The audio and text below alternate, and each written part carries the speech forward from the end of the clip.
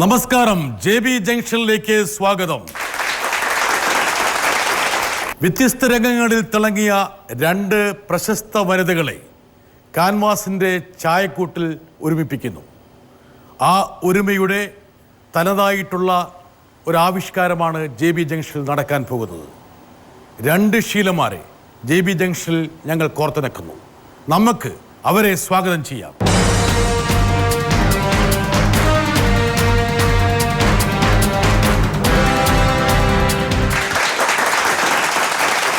നമസ്കാരം. Sheela square. JB junction ഒരു ഷീല സ്ക്വയറായി മാറിയിരിക്കുകയാണ്. എനിക്കൊരു ചെറിയൊരു പരിഭ്രമമുണ്ട്. വളരെ രണ്ട് സുന്ദരികളായ സ്ത്രീകളെ ഇതാദ്യമായിട്ടാണ് ഞാനിങ്ങനെ ഇന്റർവ്യൂ ചെയ്തത്. രണ്ട് സ്ത്രീകളെ, ഏത് സ്ത്രീകളെയും കണ്ടാൽ ഇങ്ങനെ തന്നെ പറയും. എന്തായാലും അത് പറയുമ്പോ ഒരു സന്തോഷം. എന്നാ നമുക്ക് സന്തോഷിക്കാം. ഈ JB ജംഗ്ഷനിൽ ഒറ്റയ്ക്ക് ശീലാമ്മ വന്നിട്ടുണ്ട്. അന്ന് എന്നെ ഒരുപാട് പീഡിപ്പിച്ചിട്ടാണ് പോയത്. എൻ്റെ പേന പിടിച്ച് മേടിച്ച് എന്നെ കൊണ്ട് ചില ചോദ്യങ്ങൾക്ക് ഉത്തരം പറയിപ്പിക്കാൻ ശ്രമിച്ചു. ഞാൻ എങ്ങനെയോ രക്ഷപ്പെടുക ചെയ്ത്. ഇത് വളരെ സവിശേഷമായിട്ടുള്ളൊരു JB ജംഗ്ഷൻ. ഞങ്ങൾക്ക് വളരെ സന്തോഷമുണ്ട്. എന്താ കാരണം വെച്ചാൽ നിങ്ങളുടെ മേഖലകളിൽ വളരെ പ്രശസ്തരായ രണ്ട് വ്യക്തികളാണ്. പക്ഷേ നിങ്ങളെ ഞങ്ങളൊരു ചായക്കൂട്ടിൽ ഒരുമിപ്പിച്ച് അല്ലെങ്കിൽ ഒരുമിപ്പിച്ചതിൻ്റെ സന്തോഷം പങ്കുവെക്കാൻ വേണ്ടിയാണ് ഞങ്ങൾ ഈ JB ജംഗ്ഷനിൽ കൊണ്ടുവരുന്നത്. ശരി.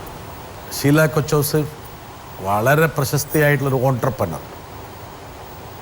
ഷീലാമ്മ കേരളത്തിൻ്റെ പ്രേക്ഷക ഹൃദയങ്ങളെ കീഴടക്കിയ വർഷങ്ങളായിട്ട് ഞാനിപ്പോൾ ഈട കയറി വന്ന ആളാണ്. ഇത് എൻ്റെ ചെറുപ്പത്തിൽ തന്നെ ഞാൻ നമ്മുടെ ഹൃദയം കീഴടക്കിയാണ്. സ്ക്രീനിൽ നമ്മുടെ ഹൃദയം കീഴടക്കിയിട്ടുള്ളതാണ്.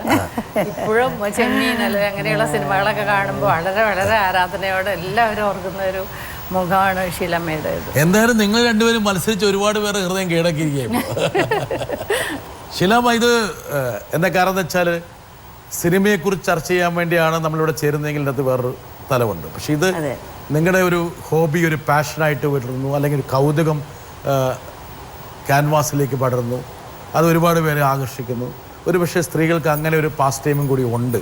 അവരുടെ മുഖ്യധാരയിൽ നിന്ന് മാറി അവരുടെ വികാര വിക്ഷോഭങ്ങൾ പങ്കുവെക്കാൻ അവരുടേതായിട്ടുള്ളൊരു ഹോബി വേണമെന്നുള്ളതിൻ്റെ ഒരു ഊന്നൽ എന്താ തോന്നിയിരുന്നത് ചെയ്തപ്പോൾ ആ സമയത്ത്?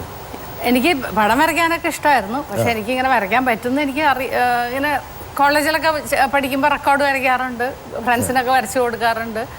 അങ്ങനെ അത്രയേ ഉണ്ടായിരുന്നുള്ളൂ. പിന്നെ എൻ്റെ സത്യം പറഞ്ഞാൽ എൻ്റെ പിള്ളേരെ പെയിൻറ്റിങ് പഠിപ്പിക്കാൻ വേണ്ടിയിട്ട് ഞാനൊരു മാസ്റ്ററെ വരുത്തിയതാണ്. കാരണം എൻ്റെ മൂത്തമ്മ നന്നായിട്ട് പടം വരയ്ക്കും. അപ്പോൾ പക്ഷേ ബൈക്കും കാറും മാത്രമേ വരയ്ക്കുകയുള്ളൂ, വാഹനങ്ങൾ മാത്രമാണ്.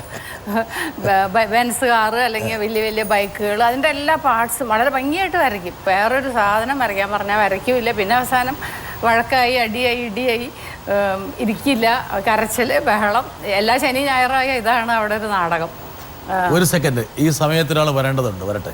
മമ്മിയുടെ പെയിൻറ്റിങ്ങിനെ കുറിച്ച് പറയുകയാണെങ്കിൽ ആക്ച്വലി എന്നെയും എൻ്റെ ബ്രദറിനെയും പെയിൻറ്റിങ് പഠിപ്പിക്കാനായിട്ടാണ് ആദ്യം ഇങ്ങനെ ഒരു പെയിൻറ്റിങ് മാസ്റ്ററിനെ വീട്ടിൽ വിളിക്കുന്നത്. പക്ഷേ എനിക്കും എൻ്റെ ബ്രദറിനും അതിനുള്ളൊരു ക്ഷമയൊന്നും ഉണ്ടായിരുന്നില്ല. അപ്പം ഞങ്ങളൊരു 2 കൊല്ലം കഴിഞ്ഞിട്ട്, ഇത് ഏകദേശം എനിക്കൊരു 13 വയസ്സുള്ള സമയത്താണ് ഇത് നടക്കുന്നത്. അങ്ങനെ ഒരു പെയിൻറ്റിങ് മാസ്റ്ററിനെ കൊണ്ടുവരികയും അതുപോലെ തന്നെ ഒരു 6 മാസത്തിനുള്ളിൽ ഞാൻ പെയിൻറ്റിങ് നിർത്തുകയും ഒരു 2 വർഷത്തിനുള്ളിൽ എൻ്റെ ബ്രദറും നിർത്തി. ഞങ്ങൾക്ക് തന്നെ ഒരു ഇതുണ്ടായിരുന്നില്ല, ഒരു ക്ഷമയുണ്ടായിരുന്നില്ല. പക്ഷേ അപ്പോൾ അങ്ങനെ ഞങ്ങളുടെ കൂടെ ഇരുന്നിട്ട് അവസാനം മമ്മി ഇങ്ങനെ പെയിൻറ്റിങ് ചെയ്യാൻ തുടങ്ങി, മാസ്റ്ററിനെ കണ്ടിന്യൂ ചെയ്യാൻ തുടങ്ങി. അങ്ങനെയാണ് ഇതിൻ്റെ ഒരു തുടക്കം. അങ്ങനെ എനിക്കൊന്ന് കഴിഞ്ഞ് വളരെ കുറേ കൊല്ലങ്ങളായിട്ട് ഇങ്ങനെ every year may be she's been learning painting and since then she's been doing this. എൻ്റെ ചോദ്യം ഇതാണ്, എങ്ങനെയാണ് ഇങ്ങനെ ഇരുന്ന് പെയിൻറ്റ് ചെയ്യാനായിട്ടുള്ളൊരു ക്ഷമ കിട്ടുന്നത്? കാരണം എനിക്ക് ഓർമ്മയുണ്ട്, ഞാൻ ചെറുപ്പത്തിൽ ഇതിരുന്ന് വരയ്ക്കാനും ഒക്കെ പഠിക്കുമ്പോൾ ഓൾമോസ്റ്റ് 2 മണിക്കൂറോളം ആണ് ക്ലാസ്. അപ്പോൾ അത് തന്നെ വളരെ വിഷമിച്ചിട്ടാണ് ഓരോ ദിവസം ഞാനതിൽ ചിലവഴിക്കാറ്. ഭാഗ്യത്തിന് അധികം നാൾ ഇരിക്കേണ്ടി വന്നില്ല. അപ്പോൾ തന്നെ മാസ്റ്റർ പറഞ്ഞു, നിങ്ങളിനി ഇരിക്കണമെന്നില്ല എന്ന് പറഞ്ഞ് എന്നെ വിടുമായിരുന്നു. അപ്പോൾ എങ്ങനെയാണ് അതിനൊരു ക്ഷമയൊക്കെ കിട്ടുന്നത് എന്നാന്നുള്ളതാണ് എൻ്റെ ചോദ്യം. ശീലാമ്മ, മകനെ പഠിപ്പിക്കാൻ വേണ്ടിയാണ് അല്ലെങ്കിൽ മക്കളെ പഠിപ്പിക്കാൻ വേണ്ടിയാണ് തൃശ്ശൂർ ഭാഷ പറഞ്ഞ പുള്ളിക്കാരത്തി മാസ്റ്ററെ വരുത്തിയത്. പക്ഷേ മക്കളല്ല പഠിച്ചത്, അമ്മയാണ് വിളിച്ചത്. അമ്മയെ പിടിച്ചത്. പിള്ളേർക്ക് പിന്നെ കൊച്ചൗസേപ്പിന്റെ ക്ഷമയില്ലായ്മയാണോ കിട്ടിയിരിക്കുന്നത്? ക്ഷമ എന്ന് പറയുമ്പോൾ പല കാര്യങ്ങൾക്കും ചിലപ്പോൾ എനിക്ക് ക്ഷമയില്ലാത്ത ആളാണ്. പക്ഷെ ഈ പെയിന്റിങ്ങിന്റെ ഒരു പ്രത്യേകത എന്ന് പറഞ്ഞാൽ ഇത് നേരെ ഓപ്പോസിറ്റാണ്.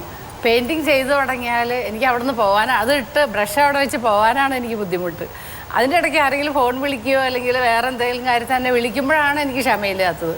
പക്ഷേ ഈ പെയിന്റിങ് ചെയ്യുമ്പോൾ എനിക്ക് അത് എത്ര മണിക്കൂർ ഇരുന്നാലും എനിക്കത് നൈസർഗികമായിട്ട് അങ്ങനെ അങ്ങ് പോയിക്കോളും സമയം. എനിക്ക് അതിൽ നിന്ന് വിട്ടു പോരാനാണ് എനിക്ക് വിഷമം, എന്നെ സംബന്ധിച്ചിടത്തോളം. ഓ, JB ജംഗ്ഷനെ സമ്മതിച്ചിരിക്കുന്നത് കേട്ടോ. എവിടെ നിന്ന് പിടിച്ചു ഈ പാട്ടുകളൊക്കെ? ഞാൻ തന്നെ ജീവിതത്തിൽ കണ്ടിട്ടില്ല, ഇതൊന്നും ഞാൻ കണ്ടിട്ടില്ല. ഒന്ന് അഭിനയിച്ചിട്ട് പോയി എന്നല്ലാതെ കറക്റ്റ് ഈ സിറ്റുവേഷന് പറ്റിയൊരു പാട്ട് സമ്മതിച്ചിരിക്കുന്നു കേട്ടോ. അഭിനയിക്കണമെന്ന് ഒരിക്കലും ഒരു ആശ വന്നിട്ടില്ല ചെറുപ്പത്തിലൊന്നും. എനിക്ക് എൻ്റെ ചുറ്റുപാടുകൾ എന്നെ അങ്ങനെ ഒരു നടിയാക്കി എന്നല്ലാതെ ജീവിത സാഹചര്യങ്ങൾ അല്ലാതെ എനിക്ക് അഭിനയിച്ച് വലിയ ആളാവണമെന്നോ അഭിനയം എന്താണെന്നറിയില്ല. പക്ഷേ വളരെ ചെറുപ്പം മുതൽ എനിക്ക് തോന്നുന്നു, എനിക്ക് ഓർമ്മ വെച്ച ഒരു 9-10 വയസ്സ് എൻ്റെ ഓർമ്മയിലുണ്ട്. 13ാമത്തെ വയസ്സിൽ അഭിനയത്തിലേക്ക് പോയതാണ്. പക്ഷെ ഈ ശീലമൊക്കെ ഇങ്ങനെ കടന്ന് എന്താ പറയണ്ടേ, ചിത്രശലഭത്തെ പോലെ പാറി നടക്കുന്ന സമയത്ത് ജീവിതത്തിന്റെ തീഷ്ണമായിട്ടുള്ള വഴിത്താരയിലൂടെ കടന്നുപോയാണ്. അപ്പോൾ പക്ഷെ സ്കൂളിൽ പഠിക്കുമ്പോൾ ഒക്കെ എനിക്ക് ഞാൻ എപ്പോഴും വരയ്ക്കുമായിരുന്നു. പെൻസിലില്ലേ, എനിക്ക് പഠിക്കാനൊന്നും ഇഷ്ടമല്ല.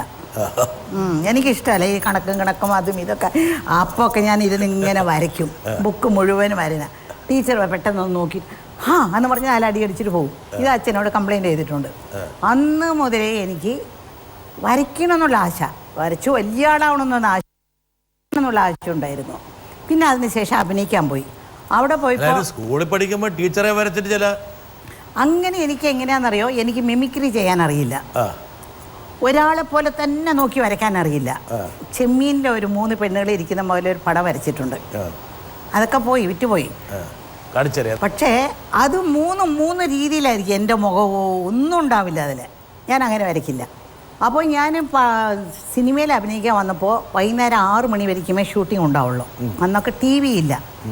അസിസ്റ്റൻ്റ് ഡയറക്ടർമാരുടെ അടുത്ത് നിന്ന് ആ ഷീറ്റ് മേടിക്കും, അതിൽ നിന്നും പേപ്പർ മേടിച്ച് ഇങ്ങനെ വരയ്ക്കും, കഥ എഴുതും. ഇത് രണ്ടാണ് ഞാനപ്പോൾ ചെയ്തുകൊണ്ടിരുന്ന കാര്യങ്ങൾ. അന്ന് മുതൽ തുടർന്നിങ്ങനെ ചെയ്തുകൊണ്ടിരിക്കുക. വീട് നിറയെ പെയിൻറ്റിങ്ങുകളായി. ഗസ്റ്റ് റൂമിലും പെയിൻറ്റിങ്, ഹാളിലും പെയിൻറ്റിങ്.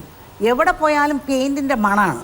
ഒരു മണം ഉണ്ടല്ലോ, എത്ര തന്നെ വാങ്ങിച്ചാൽ എല്ലാ വാതിലും അടച്ചു വെച്ചിട്ട് AC, എല്ലാ റൂമിലും AC ഉള്ള കാരണം എല്ലാം AC ഇട്ട് കാരണം മണം. അപ്പോൾ ഇത് എങ്ങനെ അപ്പോഴാണ് ഈ ചെന്നൈയിൽ ഇങ്ങനെ ഒരു ദുരിതം വന്നത്, വെള്ളപ്പൊക്കമൊക്കെ വന്ന് ഭയങ്കര പ്രശ്നങ്ങളൊക്കെ വന്നപ്പോൾ. അപ്പോൾ എന്നെ 13ാമത്തെ വയസ്സ് മുതൽ എന്നെ കാത്തു സൂക്ഷിച്ചൊരു സ്ഥലമാണ്. അവിടെ മലയാളിയല്ല, തെലുങ്കല്ല, ബംഗാളിയല്ല, ആര് പോയാലും ഒരു അമ്മയെ പോലെ 2 കൈയും നീട്ടി സ്വീകരിക്കുന്ന ഒരു സ്ഥലമാണ് ചെന്നൈ. അപ്പോൾ ആ ചെന്നൈക്ക് വേണ്ടി എന്തെങ്കിലും ഞാൻ ചെയ്യണമല്ലോ. ഈ ഇടയ്ക്ക് ഞാൻ ഒരുപാട് കുറച്ചൊക്കെ എന്നെ കൊണ്ട് ആവുന്നതൊക്കെ ഞാൻ ചെയ്തിട്ടുണ്ട്. പക്ഷെ അത് പോരാ, ഇനി എന്തെങ്കിലും ചെയ്യണമെന്ന് വിചാരിച്ചു. അപ്പോഴാണ് ഞാൻ വിചാരിച്ചത് അപ്പോൾ ഈ പെയിൻറ്റിങ് എന്ന് ഒരു എക്സിബിഷൻ. ഇതിന് മുമ്പ് തന്നെ ഒരുപാട് പെയിന്റിങ് ചെയ്തിട്ട് ഗരാഷിൽ സൂക്ഷിക്കും. അതെ, അതൊരു കാലഘട്ടം. അതായത് ഞാൻ ഈ അഭിനയിക്കാൻ വന്ന് ഈ മനസ്സിനക്കരെയൊക്കെ കഴിഞ്ഞില്ലേ, അത് കഴിഞ്ഞതിന് ശേഷമായിരിക്കും എനിക്കൊരു 80 പെയിൻറ്റിങ്ങുകളുണ്ടായിരുന്നു. അപ്പോൾ ഞാനിത് മുഴുവനും കൊണ്ടുപോയി ഒരു ചെമ്മീനെടുത്ത സ്ഥലമാണ് ജെമിനി സ്റ്റുഡിയോ എന്ന് പറയുന്നത്. അതെല്ലാം ഇപ്പോൾ പൊളിച്ച് വലിയ ഫ്ലാറ്റാക്കി. അപ്പോൾ എനിക്കൊരാശ അവിടെ ഒരു ഫ്ലാറ്റ് മേടിക്കണമെന്ന്. ഞാൻ അഭിനയിച്ച സ്ഥലം എന്നെ ചെമ്മീൻ ശീലയെന്ന് അവിടെ പറയുന്നത്. അപ്പോൾ അങ്ങനെ ഞാനൊരു ഫ്ലാറ്റ് മേടിച്ചു. അതിൻ്റെ താഴെ അപ്പോൾ ഒരു കാർ ഷെഡ് ഒരെണ്ണം തരും, 2 കാർ ഷെഡ് തരും. ഞാൻ മേടിച്ചത് 4 ബെഡ്റൂം ഫ്ലാറ്റ് ആയതുകൊണ്ട് എനിക്ക് വന്ന് 2 കാർ ഷെഡ്. ആ 2 കാർ ഷെഡും കൂടെ ഒരുമിച്ചാക്കി. കാറ് നിർത്തില്ല, എൻ്റെ വീട്ടിലാണ് കാറൊക്കെ നിർത്തുന്നത്. കാറ് നിർത്താതെ അത് മുഴുവനും ഞാനൊരു ഗോഡൗൺ പോലെ ആക്കി. എൻ്റെ ഈ പെയിൻറ്റിങ്ങുകൾ, എൻ്റെ അവാർഡുകൾ, എൻ്റെ ആദ്യത്തെ പടമുള്ള ആൽബങ്ങൾ എല്ലാം അവിടെ ഞാൻ സൂക്ഷിച്ചു. ചില വീട്ടിൽ കൊണ്ടുവന്ന് വയ്ക്കാൻ സ്ഥലമല്ല, ഈ ഭയങ്കര ഒരുപാട് സാധനങ്ങളിങ്ങനെ. പിന്നെ ഞാൻ ഊട്ടിയിലേക്ക് പോയി. ഊട്ടി പോയി 2-3 ഈ അവസാനം ആകുമ്പോൾ ഞാനൊന്ന് ശരി നമുക്കതിൻ്റെ അകത്തൊക്കെ ഒന്ന് പോയി അടിച്ച് വാരി തൂത്ത് തുടച്ചൊക്കെ വേണമെന്ന് പറഞ്ഞാൽ ആൾക്കാരെയൊക്കെ വിളിച്ചുകൊണ്ട് പോയി. വാതിൽ ആ എല്ലാം ഇരുമ്പിൻ്റെ ഇതാണ് വെച്ചിരിക്കുന്നത്. അത് തുറന്നപ്പോൾ വെള്ളം അങ്ങനെ ചാടി പുറത്ത് വന്നു. അതും അഴുക്ക് വെള്ളം. മുകളിൽ ഈ ഗാരേജിൻ്റെ മുകളിൽ അവിടെ ഒരു റെസ്റ്റോറൻ്റ് ഉണ്ടായിരുന്നു. ആ റെസ്റ്റോറൻറ്റിൻ്റെ കിച്ചൺ അവിടെയായിരുന്നു. ആ കിച്ചണിൽ നിന്ന് വെള്ളം ഇങ്ങനെ ഒഴുകി അവസാനം ചെറിയ ഒഴുക്ക് പോലെ വന്ന് അത് നിറഞ്ഞിരിക്കുകയായിരുന്നു. എൻ്റെ പടങ്ങളെ മുഴുവൻ അതിലങ്ങനെ എത്രയോ പതിറ്റാണ്ടുകളായിട്ട് വരച്ച പടങ്ങളൊന്നും ആലോചിച്ച് എൻ്റെ പിള്ളേരെല്ലാം കൂടി ഒരുമിച്ചങ്ങ് എന്തോ ആയിപ്പോയോ എനിക്ക് നീ സങ്കടം. ഇവർക്ക് പറഞ്ഞാൽ മനസ്സിലാവും. ഭയങ്കര സങ്കടം. ഞാൻ അവിടെ ഇരുന്ന് കുറേ കരഞ്ഞിട്ട് എനിക്ക് കാണണ്ടെന്ന് പറഞ്ഞു. എൻ്റെ ആൽബങ്ങളും പോയി, എൻ്റെ എല്ലാ അവാർഡ്, സ്റ്റേറ്റ് അവാർഡൊക്കെ ഉണ്ട് അതിൻ്റെ അകത്ത്. കുതിർന്നൊക്കെ പോയി, എല്ലാം പോയി. ഷീല ആൻഡ് ഷീല, നിങ്ങൾക്ക് രണ്ടുപേർക്കും ഒരു പേര് തന്നെയാണ്, ഷീല ഗ്രേസ്. ഇതൊന്നും വേറെ ആർക്കും അറിയില്ലായിരുന്നു. ഈ ചിത്രപ്രദർശനം നടന്ന ശേഷമാണ് നിങ്ങൾ രണ്ടുപേരും ഷീല ഗ്രേസ്മാരാന്ന് പറഞ്ഞത്. അതെ, എൻ്റെ അമ്മേൻ്റെ പേര് ഗ്രേസ്. നിങ്ങൾ രണ്ടുപേരെയും കൂടി യോജിപ്പിക്കുന്ന ഘടകം എന്താണെന്ന് എനിക്ക് അന്നറിയില്ലായിരുന്നു. ഇപ്പോൾ എനിക്ക് മനസ്സിലായി നിങ്ങൾ തമ്മിൽ ചില കാര്യങ്ങളിൽ ഒരു യോജിപ്പുണ്ട് എന്ന്. ഒരാളെ നമുക്ക് കൊണ്ടുവരാം. ഒരു സംഘാടകൻ എന്ന നിലയിൽ 101-ലേറെ ചിത്രകാരന്മാരുടെ ചിത്രപ്രദർശനം നടത്താൻ ഭാഗ്യം ലഭിച്ച ഒരാളാണ്. അതേ ലാഘവത്തോടു കൂടിയാണ് ഈ വിഭിന്ന തലങ്ങളിലുള്ള 2 പ്രശസ്തരും പ്രഗത്ഭരുമായ മഹൽ വ്യക്തികളുടെ ചിത്രപ്രദർശനം ലോകമെമ്പാടും ഹോട്ടൽ ശൃംഖലയുള്ള ലെ മെറിഡിയൻ അങ്കണത്തിൽ ചെയ്യാൻ സാധിച്ചത്. ഷീല കൊച്ചൗസേപ്പ് ബിസിനസ്സിൽ പ്രഗത്ഭയും, ഷീല ആക്ടർ, സിനിമാ ലോകത്തെ നാമേവരും ഇന്നും അത്ഭുതത്തോടെ കാണുന്ന, എന്നും ആ യൗവനം കാത്തുസൂക്ഷിക്കുന്ന ഷീലയുടെ ഇവർ രണ്ടുപേരെ ഒന്നിച്ചുകൊണ്ട് ഒരു ചിത്ര പ്രദർശനം നടത്താൻ എൻ്റെ 6 മാസത്തെ ശ്രമമാണ്. ഇന്ത്യയിൽ തന്നെ ആദ്യമായിട്ടായിരിക്കും 65 ചിത്രകാരികളുടെ ഒരു ചിത്ര പ്രദർശനം നടത്താൻ എനിക്ക് ഭാഗ്യമുണ്ടായി. അന്ന് ഇതിന് നേതൃത്വം നൽകിയത് നടി ഷീലയായിരുന്നു. അവർ എനിക്ക് തന്ന ചിത്രങ്ങൾ വിൽക്കുകയും പിന്നീട് അവർ വരച്ച 25-ലേറെ ചിത്രങ്ങൾ അവരിലുണ്ടെന്നും 25 വർഷമായി അവർ വരയ്ക്കുന്ന ഒരുപിടി ചിത്രങ്ങൾ അവരിലുണ്ടെന്ന് അറിയുകയും ഒപ്പം എൻ്റെ ഒരു 101 പേരുടെ ചിത്രപ്രദർശനത്തിൻ്റെ ഉദ്ഘാടനത്തിന് ഷീല കൊച്ചൗസേപ്പ് വന്നപ്പോൾ അവർ അവരുടെ കയ്യിലുള്ള ചിത്രങ്ങളെക്കുറിച്ച് പറയുകയും അത് അവരുടെ വീട്ടിൽ പോയി ഞാൻ കാണുകയും അവർക്കിത് പ്രദർശിപ്പിക്കാനൊരു അവസരം ഉണ്ടാക്കണമെന്നും അതിനൊരു സംഘാടകൻ എന്ന നിലയിൽ സഹകരിക്കണമെന്നും അവർ പറഞ്ഞപ്പോഴാണ് ഇങ്ങനൊരു വേദി ഉണ്ടായത്. അങ്ങനെയാണ് ഈ 110 ചിത്രങ്ങൾ ഇവിടെ എത്തിച്ചത്. എന്നിട്ടും ഇവർ വരയ്ക്കുമോ എന്ന സംശയം പലരിലും, പ്രഗത്ഭ ചിത്രകാരന്മാരിലും മറ്റു സംഘാടകരിലുമൊക്കെ ഉണ്ടായി. അതിനൊരു വ്യത്യസ്തത വരാൻ കാരണം 10-30-ലേറെ വർഷമായി വിവിധ വേദിയിലിരുന്നു കൊണ്ട് വരച്ചത് കൊണ്ടാണ് ഈ ചിത്രങ്ങൾക്കൊക്കെ ഇത്രയും വ്യത്യസ്തതയുണ്ടായത്. അത് തന്നെയാണ് ഇവിടെ ആഘോഷിക്കപ്പെടുന്നതും അത് തന്നെയാണ് എല്ലാവരും ഇതിൽ പങ്കുചേരാൻ കാരണമായതും പലരും ഇത് വാങ്ങിക്കാൻ താല്പര്യം പ്രകടിപ്പിക്കുന്നതും. ഷീല കൊച്ചൗസേപ്പ്, ഇങ്ങനെ ഒരു പ്രദർശനമെന്ന് പറഞ്ഞപ്പോൾ അതിനൊരു കോൺഫിഡൻസ് കിട്ടിയോ, അതേ ഒന്ന് പകച്ചു പോയോ? എനിക്ക് തനിച്ച് നടത്താനായിട്ടൊരു കോൺഫിഡൻസ് എനിക്ക് ഉണ്ടായിരുന്നില്ല. അതുകൊണ്ട് കോൺഫിഡൻസ് എന്ന് പറഞ്ഞാൽ എനിക്ക് അതിനെക്കുറിച്ച് അറിയില്ല, അതിൻ്റെ പുറകെ നടക്കാൻ സമയമില്ല, അങ്ങനെ പല ഫാക്ടേഴ്സ് ഉണ്ട്. പക്ഷേ ഇങ്ങനെ ആസിഫ്ജി ഇങ്ങനെ പറഞ്ഞപ്പോൾ എനിക്ക് ഒരു കോൺഫിഡൻസ് കുറവും എനിക്ക് ഉണ്ടായില്ല. ഇങ്ങനെ ഒരാൾ മുന്നോട്ട് വന്നല്ലോ എന്നുള്ള ഈ പറഞ്ഞ പോലെ കേരളം നെഞ്ചിലേറ്റിട്ടുള്ള ഒരു മഹത്തായ ഒരു നടി, അഭിനേത്രിയാണ് കൂടെ വരുന്നതെന്ന് പറഞ്ഞപ്പോൾ അവരുടെ കൂടെ എൻ്റെ വെക്കുക എന്ന് പറയുന്നത് എനിക്ക് വളരെ അഭിമാനകരമായിട്ട് തോന്നി, വളരെ സന്തോഷവും തോന്നി. എനിക്ക് വന്ന് എൻ്റെ ചിത്രങ്ങൾ വരയ്ക്കണമെന്നല്ലാതെ വിൽക്കണമെന്നുള്ള ഒരു ആശയില്ല. കാരണം എൻ്റെ മക്കൾ എന്നെ വിട്ടു പോവോ? മക്കളാണ് നമ്മുടെ എൻ്റെ ചിത്രങ്ങളൊക്കെ എൻ്റെ മക്കളാണ്. എനിക്ക് ഭയങ്കര സങ്കടം. അപ്പോൾ ഞാൻ ഏതൊരു പത്രത്തിൽ എഴുതിയിരുന്നു ഞാനിങ്ങനെ ചിത്രം വരയ്ക്കുന്നുള്ളത്. ഇതൊക്കെ ആ സമയത്ത് നമ്മൾ എടുത്തിട്ടുള്ള വിഷ്വൽസ് ആണ്. നോക്കി. ഓക്കെ, ഇത് കേട്ടിട്ട് എന്നോട് ആസിഫ് അലി പറഞ്ഞു പടങ്ങൾ തരാമോ എന്ന് ചോദിച്ചു. എനിക്കങ്ങൊരു ദേഷ്യം പോലെ, അയ്യോ എൻ്റെ കൊച്ചുകളെ ചോദിക്കുകയോ, എൻ്റെ ചിത്രം വരയ്ക്കാൻ വിൽക്കാനാ? ഞാനും മനസ്സിലാക്കി. ഞാൻ പറഞ്ഞു അങ്ങനെയൊന്നുമില്ല, നിങ്ങൾ ആരാന്ന് പോലും എനിക്കറിയില്ല, ഞാൻ നിങ്ങൾ കൊടുക്കുന്നു.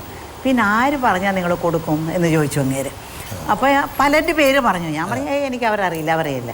പിന്നെ വന്ന് അവർ പറഞ്ഞു ഇങ്ങനെ സിദ്ദിഖ്, ഡയറക്റ്റ് സിദ്ദിഖ് പറഞ്ഞാൽ തരുമെന്ന് ചോദിച്ചു. അപ്പോൾ എനിക്ക് സിദ്ദിഖിനെ ഇഷ്ടമാണ്. എൻ്റെ മോനെ അഭിനയിച്ച 5 സ്റ്റാർ ഹോസ്പിറ്റലിൽ അങ്ങേരെ ഒരു ഗസ്റ്റ് റോൾ അഭിനയിച്ചിട്ടുണ്ട്. അപ്പോൾ എനിക്ക് അങ്ങനെ ഇച്ചിരി പരിചയമുണ്ട്, അത്രയല്ല. അത് ഇങ്ങനെ പടങ്ങളൊക്കെ ഇഷ്ടമുള്ള ഒരാളാണ്, എന്തോ ഒരു ഇഷ്ടമുള്ള ഒരാൾ. അപ്പോൾ അങ്ങേരെ കൊണ്ട് വിളിപ്പിച്ചു. അപ്പോൾ അങ്ങേ സിദ്ദിഖ് വിളിച്ച് പറഞ്ഞു, ഷീലാമ്മ ഒന്ന് വിഷമിക്കണ്ട, ഇത് നല്ലൊരാളാണ് എന്നൊക്കെ പറഞ്ഞപ്പോൾ എനിക്ക് കൊടുക്കേണ്ടി വന്നു. പിള്ളേരെ കൊടുത്തു. ഒരു കൊച്ചിന് ഒരെണ്ണം കൊടുത്തു. ഒരു കൊച്ചിനെ കൊടുത്തു.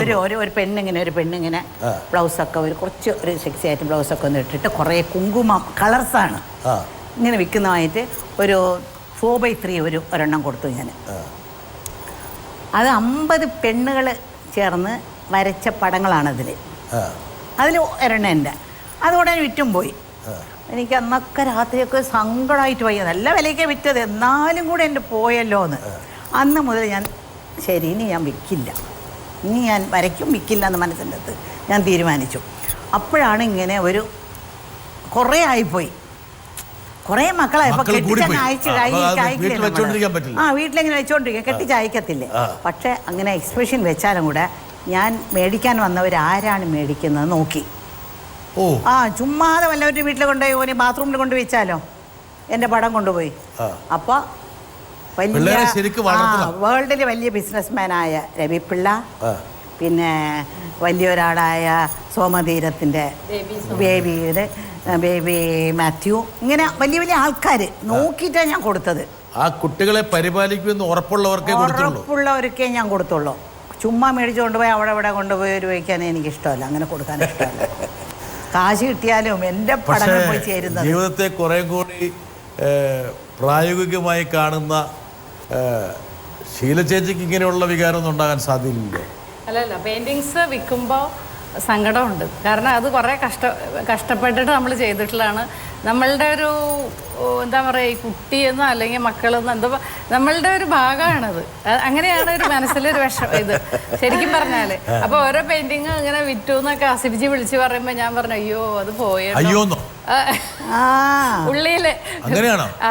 അത് പോകുമ്പോൾ ഒരു വിഷമമാണ്. കാരണം ഇനി അതുപോലെ എനിക്ക് വരയ്ക്കാൻ പറ്റുമോ, അല്ലെങ്കിൽ അത് എൻ്റെ ഒരു കളക്ഷനിൽ പിള്ളേരെ കെട്ടിച്ചയക്കുന്ന. അതെ അതെ. പക്ഷെ അത് എന്തോ ആണെങ്കിലും അത് കയ്യിൽ നിന്ന് പോകുമ്പോൾ ഒരു വിഷമമാണ് ശരിക്കും. സാധാരണ ചിത്രകാരന്മാർക്ക് ആ ചിത്രം വിറ്റുപോയിട്ട് അതിൽ നിന്ന് കിട്ടുന്ന തുകയെക്കുറിച്ചായിരിക്കും അവർ ചിന്തിക്കുന്നത്. അത് രണ്ട് തരത്തിലുണ്ട്. ഇതിപ്പോ ഞങ്ങൾ അങ്ങനെ വിൽക്കാൻ വേണ്ടിയിട്ടല്ല, രണ്ട് കൂട്ടരും വരച്ച് വിൽക്കാൻ മനസമാധാനം. അതായത് ജീവിതത്തിൽ എല്ലാവർക്കും കഷ്ടം ദുഃഖം എത്ര വലിയ ആളായാലും, മൈക്കിൾ ജാക്സൺ നമുക്കറിയാലോ, എത്ര കാശുള്ള ആളാണ്, എല്ലാവർക്കും ഉണ്ട്. എനിക്ക് അങ്ങനെ എന്തെങ്കിലും പ്രശ്നം വരുമ്പോൾ ഓടിപ്പോയി ആ കാലത്ത് 3 മണിക്കൊക്കെ എഴുന്നേറ്റ് പോയി ബ്രഷും പെയിൻറ്റും എടുത്ത് ഇങ്ങ് വരയ്ക്കാൻ തുടങ്ങി. ഇങ്ങനെ ഇവർ പറഞ്ഞ പോലെ കാലത്ത് 9 മണിയാവും 10 മണിയാവും, പല്ല് തേക്കില്ല, ഒന്നുമില്ല, ഇങ്ങനെ വരച്ചുകൊണ്ടിരിക്കും. അതുപോലെ ഒരു മെഡിറ്റേഷൻ ലോകത്തില്ല. ഇപ്പോൾ യോഗ പോയി ചെയ്ത് ഇങ്ങനെ പോയി ഇരുന്നിട്ട് മെഡിറ്റേഷൻ ചെയ്തതിനേക്കാൾ നല്ലൊരു ബുക്ക് വായിക്കുമ്പോൾ നമുക്ക് കിട്ടുന്ന നല്ലൊരു ബുക്ക് വായിച്ചാൽ നമ്മൾ അതിൽ തന്നെ മനസ്സ് പോയി അതൊരു മെഡിറ്റേഷനാണ്. ശീലാമ്മ നല്ലൊരു വായനക്കാരി കൂടിയാണ്, ഒരുപാട് വായിക്കുന്ന. ഈ വരയ്ക്കാനുള്ള കാര്യം എന്താണെന്നറിയോ, ഞാൻ വായിക്കുമ്പോൾ എനിക്ക് ഓരോ കഥാപാത്രവും ഒരു പെണ്ണ് പുഴക്കരയിലിരുന്ന് അവളുടെ കാമുകന് വേണ്ടി ഇങ്ങനെ കാത്തിരുന്നു. അപ്പോൾ ആ പുഴക്കര, ആ പെണ്ണ് ഇരിക്കുന്നത്, അവളുടെ കാത്തിരിപ്പ്, ആ കണ്ണുകളിലുള്ള ഇതെല്ലാം നമ്മുടെ മനസ്സിൻ്റെ അകത്ത് ഇങ്ങനെ വന്ന് അങ്ങനെ അതും കൂടെയാണ് എനിക്ക് വരയ്ക്കാനുള്ളത്. ഒരുപാട് വായന കൂടെ. എന്തൊരു ഭാവനയാണ് ശീലച്ചേച്ചി ഇത് പറഞ്ഞത്. ആ പുഴക്കരയിൽ ഇരിക്കുന്ന കാമുകന് വേണ്ടി കാത്തിരിക്കുമ്പോൾ ആ പെൺകുട്ടിയുടെ മനസ്സിൽ കടന്നു പോകുന്ന എല്ലാ വികാരത്തിൻ്റെ നനുത്ത തലങ്ങളും ക്യാൻവാസിലേക്ക് പകർത്തുന്നു, അല്ലേ? അതെ, അങ്ങനെയുള്ള അതാണ് ആവിഷ്കാരം പൂർത്തിയാകുമ്പോൾ ഒരു മനസ്സമാധാനം കിട്ടും. ഒരാളെ നമുക്ക് കൊണ്ടുവരാം. ഒരുപാട് കഥാപാത്രങ്ങളിലൂടെ മലയാളികളുടെ മനസ്സിൽ എന്നും നിറസാന്നിധ്യമായി നിൽക്കുന്ന ഷീലാമ്മ ഇന്ന് പുതിയൊരു രൂപത്തിലാണ് ഇപ്പോൾ നമ്മുടെയൊക്കെ മുമ്പിൽ നിൽക്കുന്നത്, ഒരു ചിത്രകാരി എന്നുള്ള രീതിയിൽ. എന്നെ അത്ഭുതപ്പെടുത്തിയൊരു കാര്യം, ഞാൻ ഷീലാമ്മയുടെ ചിത്ര പ്രദർശനം കണ്ട ആളാണ്. സത്യത്തിൽ ഷീലാമ്മയുടെ ചിത്ര പ്രദർശനം എന്ന് പറഞ്ഞ് അവിടെ ചെന്നപ്പോൾ എന്തായിരിക്കും എന്നുള്ള വലിയ പ്രതീക്ഷയൊന്നും ഉണ്ടായിരുന്നില്ല. ഒരു ആഗ്രഹം എന്നുള്ള രീതിയിലായിരിക്കും ഷീലാമ്മ ചിത്ര പ്രദർശനം നടത്തുന്നത് എന്നാണ് ഞാൻ ധരിച്ചത്. പക്ഷേ സത്യത്തിൽ അതിശയിച്ചു പോയി എന്ന് തന്നെ പറയാം. എന്നെ സംബന്ധിച്ചോളം എനിക്ക് ഷീലാമ്മയോടുള്ള എല്ലാ ബഹുമാനവും കൂടി, ഒരു നടി എന്നുള്ള രീതിയിൽ ഒരുപാട് ബഹുമാനം നേരത്തെ ഉണ്ടായിരുന്നെങ്കിലും അതിനപ്പുറത്താണ് ഒരു കലാകാരി, ഒരു ചിത്രകാരി എന്നുള്ള രീതിയിൽ ഇപ്പോൾ ഷീലാമ്മയെ കാണുമ്പോൾ അതിലേറെ ബഹുമാനം തോന്നുകയാണ്. ഈ ഇടയ്ക്ക് ഒരു വലിയ ചിത്രകാരനെ കണ്ടു. അപ്പം അങ്ങേര് വരയ്ക്കുന്ന എല്ലാം കോഡുകളാണ്, വലിയ കോഡുകൾ ഇങ്ങനെ ഇങ്ങനെ ഇങ്ങനെ ഇങ്ങനെ വെച്ചാൽ നമുക്കൊന്നും മനസ്സിലാവില്ല. ഞാൻ പറഞ്ഞു നിങ്ങൾ എന്താ ഇത്, എനിക്കൊന്നും മനസ്സിലായില്ല. അയാൾ പറയാ സുന്ദരിയായ പെണ്ണുങ്ങളൊക്കെ പണ്ട് രവിവർമ്മ വരച്ചിരുന്നു, അന്നൊന്നും ഫോട്ടോഗ്രാഫി ഇല്ല, അങ്ങനെ വരയ്ക്കണം, ദൈവങ്ങളെ വരയ്ക്കണം, അങ്ങനെ ഒരു ഇത്. ഇപ്പോൾ സുന്ദരിയായ ഫോട്ടോ എടുത്ത് നമ്മളിങ്ങനെ ഫോട്ടോ എടുത്തിട്ട് അല്ലെങ്കിൽ അനിമേഷനൊക്കെ ചെയ്ത് ശരിയാക്കാം. പക്ഷേ ഈ അബ്സ്ട്രാക്ട് ചെയ്യുമ്പോൾ നമ്മൾ മനസ്സിൽ തോന്നുന്നത് നമ്മൾ വരയ്ക്കാം, പക്ഷെ അത് കാണുമ്പോൾ പലർക്കും പലതായിട്ടാണ് തോന്നുന്നത്. ഞാനൊരു ലാസ്റ്റ് സപ്പർ എന്ന് പറഞ്ഞൊരു പടം വരച്ചു. എല്ലാവരും ഇത് എന്താ ഇത് 12 വിളക്കുകളോ? ആദ്യം പറഞ്ഞ് കുറേ വിളക്കുകളോ, ആർക്കും മനസ്സിലായില്ല. ഇതാണ് ലാസ്റ്റ് സപ്പർ എന്ന് പറഞ്ഞ, ഓ കറക്റ്റാണല്ലോ, ഇത് ലാസ്റ്റ് സപ്പർ ആണല്ലോ എന്ന് പറയും. ചേച്ചി, ശീലാമ്മ പറഞ്ഞതെന്ന് വെച്ചാൽ ഒന്ന് ഈ പടത്തിൻ്റെ കാര്യത്തിൽ ശീലാമ്മയ്ക്ക് ഉണ്ടായിട്ടുള്ള മാറ്റം, ഒരു പോർട്രേറ്റ് നിന്ന് തുടക്കം അങ്ങനെ ആയിരിക്കുമല്ലോ, അതിൽ നിന്ന് പിന്നീട് ഒരു ജീവിത ദർശനത്തിലേക്കോ കാഴ്ചപ്പാടിലേക്കോ റൊമാൻറ്റിസത്തിലേക്കോ ആശയത്തിലേക്കോ അല്ലെങ്കിൽ പല തരത്തിലേക്ക് അത് പോവുകയാണ്. ഷീല ചേച്ചിക്ക് എങ്ങനെയാണ് അത് അനുഭവപ്പെട്ടത്? എനിക്ക് ഗ്രാമങ്ങൾ അല്ലെങ്കിൽ കാടിലൂടെ ഒഴുകുന്ന നദി, പ്രകൃതിയാണ് വീക്ക്നെസ്. എനിക്ക് ഭയങ്കര വീക്ക്നെസ് തന്നെയാണ്. എനിക്ക് ഭയങ്കര ഇഷ്ടമാണ്. അപ്പൊ അങ്ങനെയുള്ള എവിടെയെങ്കിലും യാത്ര ചെയ്തിട്ടുള്ള പല കാര്യങ്ങളും നമ്മുടെ മനസ്സിലുണ്ടാവും. അല്ലെങ്കിൽ എൻ്റെ ഫോണിൽ ഞാൻ ചിലപ്പോൾ ഒന്ന് ഫോട്ടോ എടുക്കും. അങ്ങനെയുള്ള കുറെ സീനറികൾ ഞാൻ വരച്ചിട്ടുണ്ട്. ഈ പുഴക്കരയിൽ കാത്തിരിക്കുന്ന കാമുകിയുണ്ടോ മനസ്സിൽ? പുഴക്കരയിൽ കാത്തിരിക്കുന്ന കാമുകി ഇല്ല, പക്ഷെ രണ്ട് സ്ത്രീ കാമുകിയായിട്ട് അങ്ങനെ എന്റെ മനസ്സിൽ ഇല്ല. കാമുകയില്ല, കാമുകനില്ല, പിന്നെന്താ ജീവിതം? അങ്ങോട്ട് ചോദിക്കേ. കാമുകനുണ്ട്, ഭർത്താവുണ്ടല്ലോ. പക്ഷെ അല്ല, ഞാൻ പടം വരയ്ക്കുമ്പോ എന്റെ മനസ്സിൽ അങ്ങനെ ഒരു ചിത്രമല്ല വരാറ്. എനിക്ക് പ്രകൃതി ഭംഗി അല്ലെങ്കിൽ പിന്നെ കുളക്കടവിലുള്ള രണ്ട് സ്ത്രീകൾ തമ്മിൽ വർത്താനം പറയുന്നു, അല്ലെങ്കിൽ അമ്മയും മകളും, അങ്ങനെയുള്ള വളരെ വളരെ മുണ്ടേനായിട്ടുള്ള വളരെ സാധാരണത്വമുള്ള ദൃശ്യങ്ങളാണ് മനസ്സിലാകുന്നത്. എന്റെ മനസ്സിലതാ വരാറ്. അപ്പൊ ഞാനത് ഈ ചിത്രകാരിയെ രൂപപ്പെടുത്തിയ ഒരാളിങ്ങനെ വരാൻ വേണ്ടി കാത്തിരിക്കുന്നു. വരട്ടെ. ആദ്യമൊക്കെ വളരെ നിസ്സാരമായിട്ട് അല്ലെങ്കിൽ സമയം പോക്ക് മാത്രമാണ് അവരിൽ ഉള്ളതെന്നാണ് ഞാൻ വിചാരിച്ചത്. പക്ഷേ അവരുടെ താല്പര്യം നേരെ മറിച്ചായിരുന്നു. അവരുടെ പഠിച്ചു തുടങ്ങുമ്പോൾ അവരുടെ ഒപ്പം മറ്റു പല ചിത്രകാരികൾ അവരോടൊപ്പം തന്നെ ഉണ്ടായിരുന്നെങ്കിലും അവരൊക്കെ ഓരോന്നോരോന്നായിട്ട് വിട്ടുപോയെങ്കിലും ഇവരെ നിർത്തിയില്ല. ഇവരുടെ ഒരു ആകാംക്ഷ, ചിത്രകലയോടുള്ളൊരു ഇഷ്ടം, താല്പര്യം, ഇതൊക്കെ വളരെ ഓരോ ദിവസം ചെല്ലുന്നതും വളരെ കൂടുതലായിട്ടാണ് എനിക്ക് കാണാൻ കഴിഞ്ഞിട്ടുള്ളത്. പക്ഷേ വളരെ പോസിറ്റീവായിട്ടുള്ളൊരു കാഴ്ചപ്പാടാണ് എനിക്ക് അവരിൽ നിന്ന് കാണാൻ കഴിഞ്ഞിട്ടുള്ളത്. വളരെ ഭംഗിയായിട്ട് ചിത്രം വരയ്ക്കുക എന്ന് മാത്രമല്ല, ഞാൻ പോകാതിരുന്നിട്ടുണ്ടെങ്കിൽ പോലും അവർ നിർബന്ധിച്ച് എന്നെ വിളിച്ച് വീട്ടിൽ വരുത്തി ചില ചിത്രങ്ങൾ ഞാൻ ഒരു ഔട്ട്ലൈൻ ഇട്ടിട്ടുണ്ട്, മാസ്റ്റർ അത് നോക്കണം എന്ന് പറയുകയും നിർബന്ധിച്ച് അവരുടെ നിർബന്ധപ്രകാരം ഞാൻ പോയിട്ട് ചിത്രം കണ്ടിട്ട് ചിലപ്പോൾ എന്നെപ്പോലും അതിശയിപ്പിച്ചിട്ടുണ്ട്. വിത്തൗട്ട് മൈ ഹെൽപ്പ്, അത് എൻ്റെ ഒരു സാന്നിധ്യത്തിൽ അവർ ചെയ്ത് കോറിയിട്ടിട്ടുള്ള ചില രൂപങ്ങളൊക്കെ എന്നെ വല്ലാതെ അതിശയിപ്പിച്ചിട്ടുണ്ട്. ഈ അവസരത്തിൽ എനിക്ക് ഷീല മാഡത്തിനോട് ചോദിക്കാനുള്ള ചോദ്യം ഇതാണ്: ഇനി അങ്ങോട്ടുള്ള കാലഘട്ടത്തിൽ ചിത്രകലയോട് എത്രത്തോളം നീതി പുലർത്തുന്ന രീതിയിലുള്ള ജീവിതമായിരിക്കും എന്നുള്ളതാണ്. ഞാൻ പറയാനേ, ഇവരൊക്കെ എന്ത് ഭാഗ്യവതികളാ. ഒരു മാസ്റ്റർ ഉണ്ടായിരുന്നു പഠിപ്പിക്കാൻ. എനിക്ക് മാസ്റ്ററേ ഇല്ല. ഞാനൊരു ഏകലൈവനാണ്. ഏകലൈവൻ എന്ന് പറഞ്ഞാൽ തന്നെത്താനെ പഠിച്ചത്. ഞാൻ ഏകലൈവി സ്ത്രീ എന്ന നിലയ്ക്ക് ആരും മാസ്റ്ററേ ഇല്ല. ഞാനിതുവരെയ്ക്കും ഒരു മാസ്റ്റർ, എനിക്ക് ഒരു എന്ത് കളർ ഇട്ടാൽ ഏത് കളർ ഏത് മിക്സിങ് ഇട്ടാന്ന് പറഞ്ഞാൽ ഇത് എനിക്കറിയില്ലായിരുന്നു. അങ്ങനെ കലക്കി കലക്കി കലക്കി ഒരുപാട് വേസ്റ്റ് ചെയ്തിട്ട് പിന്നെയാണ് ഈ യെല്ലോ വരും. അങ്ങനെയൊക്കെ ഞാൻ പഠിച്ചെടുത്തത്. ഒരു മാസ്റ്റർ ഉണ്ടായിരുന്നെങ്കിൽ ഞാൻ എവിടെയോ പോയേനെ. ശീലാമ ഒരു മാസ്റ്ററും ഇല്ല. ഇതാ കാരണം വെച്ചാൽ എന്നെ അത്ഭുതപ്പെടുത്തുന്നത്, ഇപ്പം ഞാൻ വേറെ കൊണ്ട് പറയുന്നതല്ല, ഇപ്പം ഷീല ചേച്ചിയുടെയും നമ്മുടെയൊക്കെ ജീവിതം എന്ന് പറഞ്ഞാൽ ആരെങ്കിലും പല ഘട്ടങ്ങളിൽ നമ്മളെ സ്വാധീനിക്കുകയോ നയിക്കുകയോ നമ്മളെ സഹായിക്കുകയോ ഒക്കെ ചെയ്തിട്ടുണ്ട്. ഇതെന്ന് പറഞ്ഞാൽ ഒരു സെൽഫ് മെയ്ഡ് എന്ന് പറയാം. അത് 13-ാമത്തെ വയസ്സിൽ അതൊരു വലിയൊരു ആരാ പറഞ്ഞ പോലെ ചെറിയ കാര്യമല്ല. അതുപോലെ തന്നെ ചിത്രത്തിലും ഞാൻ സെൽഫ് മെയ്ഡ്. ഞാൻ ആരുമില്ല. ഈ ചായക്കൂട്ടിന്റെ അർത്ഥം എന്താണെന്ന് പോലും അറിയാതെയാണ് അറിയില്ല. ആദ്യം ഞാൻ ആർട്ട് ബോർഡിലാണ് വരച്ചത്. പിന്നെയാണ് ഞാൻ ഓരോ സ്ഥലത്ത് പോകുമ്പോൾ തൊട്ട് നോക്കും പുറകെ തുണിമാരി ഉണ്ടല്ലോ. പിന്നെ എല്ലാവരോടും ചോദിച്ചു ഇതെന്താ കാര്യം, ഇതെന്താ ചോദിച്ചു. പറഞ്ഞു ഇതാണ് വന്ന് ക്യാൻവാസ്. ഓ, ക്യാൻവാസ് എന്ന് പറഞ്ഞ സാധനം ഇങ്ങനെ ഉണ്ടോ? അപ്പോൾ ഞാൻ ഊട്ടിയിലായിരുന്നു. അപ്പോൾ ഊട്ടിയിലൊന്നും ക്യാൻവാസേ കിട്ടില്ല. പിന്നെ വല്ലപ്പോഴും ഒന്ന് ചെന്നൈയിൽ വരുമ്പോൾ ഒരു ക്യാൻവാസ് മേടിച്ചുകൊണ്ട് വന്നു. എന്നിട്ട് ഞാൻ ക്യാൻവാസ് ഒരു ഗാഢ തുണി മേടിച്ച് അതിൽ വന്ന് ഈ പ്ലാസ്റ്റർ ഓഫ് പാരീസും ഒരു ഗമ്മും പോലെ ഉണ്ട് ഒരെണ്ണം കുഴച്ചുണ്ടാക്കി ബ്രഷിലുണ്ടാക്കി ഞാൻ തന്നെ ക്യാൻവാസ് ഉണ്ടാക്കി എന്നിട്ടാണ് വരച്ചത്. കാരണം അവിടെ ഇല്ല. അങ്ങനെ ഉണ്ടാക്കി ഞാൻ വരയ്ക്കാൻ തുടങ്ങി. ഇവിടെ വന്നപ്പോൾ വളരെ ഈസി ആയിട്ട്, ഇപ്പോൾ ഒക്കെ ചെന്നൈയിൽ വളരെ ഈസി ആയിട്ട് എല്ലാ കടകളിലും നമുക്ക് കിട്ടുന്നു. എനിക്ക് തോന്നുന്നു ഇതുകൊണ്ടായിരിക്കും ഷീലാമ്മയ്ക്ക് ഒരുപാട് ആരാധനയുണ്ട്. ഞാൻ ഒരു ആരാധകനെ മാത്രം പെട്ടെന്നൊരു സാമ്പിളായിട്ട് കാണിച്ചു തരാം. ഷീലാമ്മയുടെ ഈ ഒരു നിശ്ചയദാർഢ്യം. ഷീലാമ്മയുടെ കൂടെയാണ് ഞാൻ ആദ്യമായിട്ട് അഭിനയിച്ചത്. ഓർമ്മയുണ്ടാവും, റെസ്റ്റ് ഹൗസ് എന്ന് പറഞ്ഞ പടം, KP കുട്ടക്കനാർ. ഞാൻ ഷീലാമിനെ ആദ്യം കണ്ടപ്പോൾ എൻ്റെ ജീവിതത്തിൽ അന്നത് ചെറുപ്പമാണ്, ഇത് സ്വപ്നമാണോ യാഥാർത്ഥ്യമാണോ എന്നൊരു തോന്നലായിരുന്നു മനസ്സിൽ. ഷീലാമ്മയുടെ അടുത്ത് നിൽക്കുമ്പോൾ എനിക്ക് ആദ്യമായിട്ട് ഒന്ന് തൊട്ടു നോക്കിയാൽ കൊള്ളാമെന്നുള്ളൊരു ആഗ്രഹമൊക്കെ ഉണ്ടായിരുന്നു. JB ജംഗ്ഷനിൽ ഷീലാമ്മ വന്ന പ്രാവശ്യം കടന്നു പോയിട്ടുള്ള പ്രഗത്ഭരുടെ ഒരു നിര എന്ന് പറഞ്ഞാൽ ചെറുതായിരുന്നില്ല, ഇല്ലേ? ശരിയല്ലേ? ഇക്കുറി ഞാനത് പെയിൻറ്റിങ്ങിൽ മാത്രം ഊന്നി നിന്ന്, അതല്ലെങ്കിൽ എന്നെ കഴിഞ്ഞ പ്രാവശ്യം എന്നെ പീഡിപ്പിച്ചതുപോലെ വീണ്ടും പീഡിപ്പിക്കും. ഞാൻ ചില ചോദ്യങ്ങൾ ചോദിച്ചിട്ട് ഷീലാമ്മയ്ക്ക് ഇഷ്ടപ്പെട്ടില്ല, മോൻ ഗർവിച്ചിരുന്നു കുറേ നേരം. അതൊക്കെ ഓർമ്മയുണ്ടോ? ഗർവിച്ചൊന്നും ഇരുന്നില്ല, ഞാൻ നല്ല മറുപടി പറഞ്ഞു.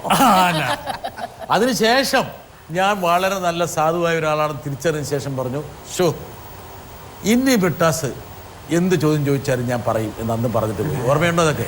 അല്ല ബ്രിട്ടാസ്, അതൊക്കെ ആവശ്യമാണ് നിങ്ങൾക്ക്, കാരണം എന്നാലേ നിങ്ങളുടെ ഷോ നന്നാവുള്ളൂ. അല്ലെങ്കിൽ തണുത്ത് പോയി ഞാൻ ആദ്യം ഏതെങ്കിലും പോയാൽ നിങ്ങൾ വല്ല ചൂടായിട്ട് വല്ലതും ചോദിക്കും, എന്ത് കളറാണ് ഇഷ്ടം, ഏത് നടനോട് അഭിനയിക്കാൻ ഇഷ്ടം, ഇങ്ങനെ ചോദിച്ചോണ്ടിരിക്കുക. ചൂടായിട്ട് ചോദിക്കൂ, ജനങ്ങളെ കാണണമെങ്കിൽ ഇഷ്ടപ്പെടണമെങ്കിൽ സംതിങ് ഷുഡ് ബി ദേ, അല്ലേ? കണ്ടോ, അന്ന് അത് അത്രത്തോളം പോസിറ്റീവ് ആയിരുന്നില്ല. അല്ലല്ല, അന്നും പോസിറ്റീവ്. അന്ന് എന്നോട് കുറച്ച് കെറിവിച്ചു, no comment no comment no comment. അതെ അതെ അതെ, നോ കമന്റ്. ഇപ്പോഴും നോ കമന്റ് തന്നെ. ഏത് ചോദ്യത്തിലായിരുന്നു നോ കമന്റ് പറഞ്ഞത്? അല്ല ഇപ്പോഴല്ല, ഇപ്പോഴൊന്നും ചോദിച്ചിട്ടാ, കാരണം നോ ഏത് കമന്റ്. ചോദ്യത്തിലായിരുന്നു no comment? ഓർമ്മയുണ്ടോ? അത് വേണ്ട, നിങ്ങൾ ഇതിലോട്ട് പോയിക്കോളൂ. നിങ്ങൾ ഇപ്പൊ വന്നിരിക്കുന്നത് പടങ്ങളെ പറ്റി സംസാരിക്കാം. പക്ഷേ സൗന്ദര്യത്തിന്റെ രഹസ്യം എന്താന്നൊക്കെ ചോദിക്കുക, അതൊക്കെ ചോദിക്കും നിങ്ങൾ രണ്ടുപേരും ഇരുത്തി രണ്ടുപേരും അങ്ങോട്ട് കൊണ്ട് ചോദിക്കാനൊരു അവസരം കൊണ്ട് ഞാൻ ഒരുക്കി തരും. ശരിച്ച് വെങ്കട്ടറാം പറഞ്ഞൊരു കാര്യമുണ്ട്, അതായത് നിങ്ങൾക്ക് ഒരു വല്ലാത്തൊരു പാഷൻ, പക്ഷേ ഇത് എപ്പോഴൊക്കെയോ അവിടെ തണുത്തുറഞ്ഞ് കടന്നിരുന്ന ഒരു പക്ഷേ ഒരു പ്രത്യേക ഘട്ടത്തിലാണ് വേണമെങ്കിൽ വന്നത്. വളരെ മുമ്പ് തന്നെ വേണമെങ്കിൽ ഹോക്കി കളിച്ച് കടന്നിരുന്ന സമയത്ത് തന്നെ ഒരു ചിത്രകാരി ആകേണ്ടതായിരുന്നു. അല്ല, ആ പ്രായത്തിലൊന്നും അങ്ങനെ അടങ്ങിയിരിക്കില്ലായിരിക്കും, അതുകൊണ്ടായിരിക്കും അതിനെ കുറിച്ച് ചിന്തിക്കാതിരുന്നത്. ഹോക്കി കളിക്കാരിയാണ്, ഹോക്കി പ്ലെയർ ആയിരുന്നു. ഒരു പക്ഷെ ഒരു പ്രത്യേക കടമ്പയിൽ എത്തി നിൽക്കുന്നു. ഇനി ആ കടമ്പയിൽ നിന്ന് ഈ ചിത്രരചനയെ കുറച്ചും കൂടി സീരിയസ് ആയി കണ്ട് മുമ്പോട്ട് കൊണ്ടുപോകുമോ, എന്തെങ്കിലും ഒരു ടാർഗറ്റോ ലക്ഷ്യമോ ഒക്കെ ഉണ്ടോ? ഞാൻ ഹോബിയായിട്ട് നേരം പോക്കിന് വേണ്ടി വരച്ചു തുടങ്ങിയത്. അത് കാരണം എൻ്റെ പെയിൻറ്റിങ്സ് ആരെയും കാണിച്ചിട്ടുമില്ല. വീട്ടിൽ വെക്കണം എന്നൊക്കെ വിചാരിച്ചു, പക്ഷെ 1-2 പെയിൻറ്റിങ്സേ വീട്ടിൽ വെച്ചിട്ടുള്ളൂ, ബാക്കിയൊക്കെ ഇത് പറയുന്ന പോലെ അടച്ച് കെട്ടി അങ്ങനെ വെച്ചിരിക്കുകയായിരുന്നു. അപ്പോൾ ഇപ്പോൾ ഒരു എക്സിബിഷൻ നടത്തി, ഇപ്പോൾ ഒരുവിധം എല്ലാവരും അറിഞ്ഞു പെയിൻറ്റിങ് ചെയ്യുന്നു. അപ്പോൾ എന്തായാലും എനിക്ക് തോന്നുന്നു കൂടുതലൊരു റെസ്പോൺസിബിലിറ്റി വന്നിരിക്കുകയെന്ന് തോന്നുന്നു. കാരണം ഇനി ചോദിക്കും, ഇനി അതെപ്പോൾ വരച്ചത് ഏതാന്നൊക്കെ ആളുകൾ ചോദിക്കും. കൊച്ചൗസേപ്പ് പറഞ്ഞോ ബിസിനസ്സിലുള്ള ശ്രദ്ധ കുറയോ ഷീലാന്ന് ചോദിച്ചോ? ഇല്ല, കാരണം ഓഫീസിൽ ഞാൻ മുടങ്ങുന്ന പ്രശ്നമേ ഇല്ല. എന്നും ഞാൻ വീട്ടിലുണ്ടെങ്കിൽ ഓഫീസിൽ പോയിരിക്കും, 1:30-2 മണി വരെ ഓഫീസിലായിരിക്കും. അതിനിടയ്ക്ക് എനിക്ക് വേറെ ഒന്നിനെ കുറിച്ച് ചിന്തിക്കാൻ പോലും സമയം കിട്ടില്ല, നല്ല തിരക്കാണ്. പിന്നെ അത് കഴിഞ്ഞ് ഊണ് കഴിഞ്ഞാൽ സാധാരണ നമ്മുടെ വീട്ടിൽ എല്ലാവരും, നമ്മുടെ നാട്ടിലൊക്കെ ഉള്ളൊരു ഉച്ചമയക്കം, ആ സമയത്താണ് ഞാൻ പെയിന്റ് ചെയ്യാൻ പോവാറ്. അപ്പം ഉറങ്ങാതെ. നിങ്ങൾ തമ്മിലുള്ള വ്യത്യാസം എന്ന് വെച്ചാൽ ഷീലാമ്മ രാവിലെയാണ് തിരഞ്ഞെടുക്കുന്നത് അല്ലേ? മോർണിംഗ്സ് ആണ് എനിക്ക് വരയ്ക്കാൻ പറ്റിയ സ്ഥലം. ഞാൻ 18 മണിക്കൂർ വരച്ചൊരു പടമാണ് താമരക്കുളം എന്ന് പറയണം. 18 മണിക്കൂർ ഒരുമിച്ചല്ല, ഞാൻ എഴുതി വെച്ചു 3 മണിക്കൂർ ഇന്ന്, പിന്നെ 2-3 ദിവസം കഴിഞ്ഞ് അന്ന് 2 മണിക്കൂർ, അങ്ങനെ എഴുതി 18 hours വരച്ചൊരു പടം ഞാൻ രവിപ്പിള്ളയ്ക്ക് കൊടുത്തിട്ടുണ്ട്. 18 hours. അപ്പോൾ 2 ശകുന്തളമാരെ വരച്ചു ഞാൻ. ഒന്ന് നല്ല സുന്ദരിയായ ശകുന്തള, ഇങ്ങനെ കിടന്നിങ്ങനെ താമരപ്പൂവൊക്കെ വെച്ചുകൊണ്ട് കിടക്കുന്ന ഒരു ശകുന്തള. ഇനി ഒരു ശകുന്തള വന്ന് കാലിൽ നിന്ന് മുള്ളെടുക്കുന്ന മാതിരി, അത് വന്ന് ഒരു അബ്സ്ട്രാക്റ്റായിട്ട് ഇങ്ങനെ ഒരുമാതിരി ഒരു ശകുന്തളയാണോ എന്താണെന്നും അറിയാത്ത. പക്ഷെ ഈ സുന്ദരിയായ ശകുന്തള വരയ്ക്കാൻ എനിക്ക് 2 മണിക്കൂറേ സമയം ഉണ്ടായിരുന്നുള്ളൂ, ആവശ്യപ്പെട്ടുള്ളൂ. പക്ഷെ ഇതിനെ വരയ്ക്കാൻ എനിക്ക് 5 മണിക്കൂർ 6 മണിക്കൂറായി. അതെന്താ അതിന്റെ പ്രത്യേകത? പ്രത്യേകിച്ചാൽ ഈ നമ്മൾ ഒരാളെ വൃത്തികേടാക്കണമെങ്കിൽ, അതായത് അതാണല്ലോ മുഖം ഇങ്ങനെയായിരിക്കാൻ പാടില്ല, കൈ ഇങ്ങനെയായിരിക്കുമ്പോൾ ഒരു അളവുകളുണ്ടല്ലോ, ഇതിന് അതൊന്നും പാടില്ല. എൻ്റെ പടം ഇപ്പോൾ ഞാൻ പ്രദർശനം വെച്ചപ്പോൾ എല്ലാവരും കുറേ ചിത്രക്കാരൊക്കെ വന്ന് നോക്കി, നിങ്ങളുടെ പടം ഒരു ആൾ വരച്ചതുപോലെ ഇല്ല, പല പല പല പല പേരുകൾ വരച്ചതായിട്ട് വെറൈറ്റിയാണ്. പല മൂഡ്സിൽ വരയ്ക്കുന്നതുകൊണ്ടാണ്. കാരണം എനിക്ക് ഒരു മാസ്റ്റർ ഉണ്ടായില്ല. മാസ്റ്റർ ഉണ്ടെങ്കിൽ ആ മാസ്റ്റർ പറയുന്ന പോലെ തന്നെ നമ്മൾ ചെയ്യും. അല്ല ഇനിയെങ്കിലും അപ്പൊ കാലിന്റെ അളവ്, കൈയിന്റെ അളവ്, വിരലിന്റെ അളവ് ഒക്കെ മാസ്റ്ററിനൊരു അളവുണ്ട്, ചിത്രശാസ്ത്രത്തിനൊരു അളവുണ്ട്. ഞാൻ അതൊന്നും അറിയില്ല എനിക്ക്, എൻ്റെ ഇഷ്ടത്തിന് ഞാൻ വരച്ചു. അപ്പൊ ഇനി ഒരു ചോദ്യം ചോദിക്കട്ടെ, ഒരു പക്ഷേ ഈ ചിത്രകലയെ കുറച്ചും കൂടി സീരിയസ് ആയി കാണുന്നതിന്റെ ഭാഗമായിട്ട് ഒരു മാസ്റ്ററുടെ സാന്നിധ്യം ഇനി വേണമെന്ന് തോന്നുന്നുണ്ടോ? അല്ല, എനിക്ക് ഇപ്പോൾ ഈ ഒരു എക്സിബിഷൻ വെച്ചിട്ട് ഒരു എക്സിബിഷൻ ഇത്രയും 10-70 പടങ്ങൾ വെച്ച് എക്സിബിഷൻ ചെയ്ത് ഇത്രയും വിറ്റതിന് ശേഷം മാസ്റ്റർ വെക്കുന്ന ഒരേ ആൾ ഞാനായിരിക്കും. വെക്കാൻ പോവാണ്. ഞാനൊരു മാസ്റ്റർ വെക്കും. ഓ, ഞാൻ മാസ്റ്റർ വെക്കും. മാസ്റ്റർ വെച്ച് എനിക്കിപ്പോൾ സീരിയസ് ആയി. ഓ ശരി, എന്തായാലും കുറച്ചുകൂടെ നന്നായി. അതിനാണ് പറയാ കളി കാര്യമായി. ഇനി ആ മാസ്റ്ററിന് വേണ്ടി കാത്തിരിക്കണം. മാസ്റ്റർ എത്ര മണിക്ക് വരും? അങ്ങനെ കാലത്ത് 4 മണിക്ക് മാസ്റ്റർ എഴുന്നേറ്റ് ഓടി വരും. എനിക്ക് അപ്പോഴാണ് മൂഡ് വരയ്ക്കാൻ. ഓ, അങ്ങനെ ഒരു മാസ്റ്ററെ കണ്ടുപിടിക്കാൻ അങ്ങനെ നടക്കോ? അപ്പൊ അങ്ങനെ മാസ്റ്റർ വരില്ല ഇപ്പം. അങ്ങനത്തെ മാസ്റ്റർ കിട്ടില്ല. എന്നാലും ഐ വോണ്ട്. എനിവേ ഷീലാമ്മ, ഒരു ട്രെയിനിങ് അതിനകത്ത് വരുന്നത് നല്ലതാണ് അല്ലേ? നല്ലതാണ്. എന്തിനും ഒരു മാസ്റ്റർ ഉള്ളത് നല്ലതാണ്. നമ്മുടെ ഇഷ്ടത്തിന് ഉള്ളതിനും ഒരു മാസ്റ്റർ വെച്ച് ചെയ്യുന്നതിനും വ്യത്യാസമുണ്ട്. ശീലച്ചേച്ചി, ഈ ഉച്ച കഴിഞ്ഞെന്ന് പറയുന്നത് സാധാരണഗതിയിൽ ആൾക്കാർക്ക് ഒരു ആലസ്യം, ഒരു ഉറക്കച്ചടവ്, എന്താ പറയുക, ഒരു വിത്ഡ്രോവൽ വരേണ്ട ഒരു സമയമാണ്. ഭക്ഷണം കഴിച്ചിട്ട് ഒന്ന് വിശ്രമിക്കുക. ഈ സമയത്ത് മനസ്സുണരുന്നു, ഭാവന ഉണരുന്നു. എന്തെല്ലാം. അത് മാത്രമല്ല, പഴയ കാലഘട്ടത്തിലേക്കൊക്കെ പോകണം. ഈ പറഞ്ഞ പുഴക്കടവിലേക്കൊക്കെ പോകണം, പ്രകൃതിയിലേക്ക് പോകണം, കാട്ടിലേക്ക് പോകണം. ചെറിയ യാത്രയല്ല നടത്തേണ്ടി വരുന്നത്. ഈ ഉച്ച ഭക്ഷണത്തിന് ശേഷമുള്ള ഈ യാത്ര, അതെന്താ ആ ഒരു സമയം തിരഞ്ഞെടുക്കാനൊരു കാരണം? എനിക്ക് അപ്പോഴേ സമയമുള്ളൂ. അതാണ്. ബാക്കിയുള്ള സമയത്ത് മുഴുവൻ കറൻസി എണ്ണിക്കൊണ്ടിരിക്കുന്നു. ആ സമയത്ത് മാത്രമാണ്. അതിൽ ഉച്ച ഉറക്കമുള്ള ശീലം ഇല്ലെന്ന് തോന്നുന്നു അല്ലേ? ശീലം ഉണ്ടായിരുന്നു, പക്ഷെ അത് മാറ്റിയെടുത്തു. കാരണം എനിക്ക് അപ്പോഴേ ഇതിനുള്ള ക്രിയേറ്റിവിറ്റിക്കുള്ള സമയം. ആരോ പറഞ്ഞില്ലേ ഉച്ചയ്ക്ക് ഭക്ഷണത്തിന് ശേഷം ഉറങ്ങിയ തടി വെക്കൂന്ന് പറഞ്ഞിരുന്നില്ലേ? അത് പറയാം. കണ്ട, അതുകൊണ്ടാണ് മാറ്റിയത്. അതായിരിക്കും ഞാനൊക്കെ ഈ തടി വെക്കുന്നത്. ചില കാര്യങ്ങളൊക്കെ ഈ ടിപ്സ് തരണം കേട്ടോ. ടിപ്സ് ഞാൻ ചോദിച്ചു. ശരിക്കും പറഞ്ഞ രാത്രിയിൽ 8 മണിക്കൂറൊക്കെ ഉറങ്ങുന്നുണ്ടെങ്കിൽ ഉച്ചയ്ക്ക് ഉറങ്ങേണ്ട ഒരാവശ്യമില്ല. അതെ, ഉച്ചയ്ക്കോ ഞാനൊന്നും ഉറങ്ങത്തേ ഇല്ല. കിടക്കും, ഞാനൊരു 10 മിനിറ്റ് കിടക്കും. ഉറങ്ങാതെ ശ്രദ്ധിക്കും. Power nap. ഉറങ്ങില്ല, വെറുതെ കിടന്ന് വായിക്കും എന്തെങ്കിലും.